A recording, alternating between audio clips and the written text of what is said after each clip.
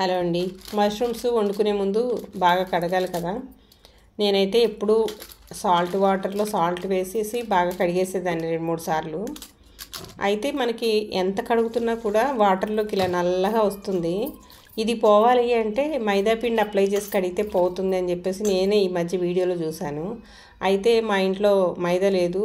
దాని బదులుగా నేను బియ్యం పిండి ఉంటే కొంచెం బియ్యం పిండి కొద్దిగా సాల్ట్ వేసేసి మష్రూమ్స్కి బాగా పట్టించేసి కొంచెం చేత్తో వేళ్ళతో ఇలా రుద్దినట్టుగా చేస్తే పైన ఉన్న డస్ట్ అంతా వచ్చేసింది అనమాట.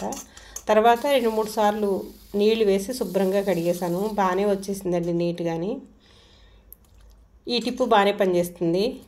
ఈరోజైతే నేను మష్రూమ్ కర్రీలోకి ఆలుగడ్డ క్యాప్సికమ్ కూడా వేస్ట్ చేశాను. చపాతీలోకి బాగుంటుంది కదా అని. ఈరోజు మా డిన్నర్లోకి అయితే చపాతీ మష్రూమ్ కర్రీ అనమాట. దీన్ని కర్రీ ఎలా చేశాను అనేది పెద్ద వీడియో పెట్టాను.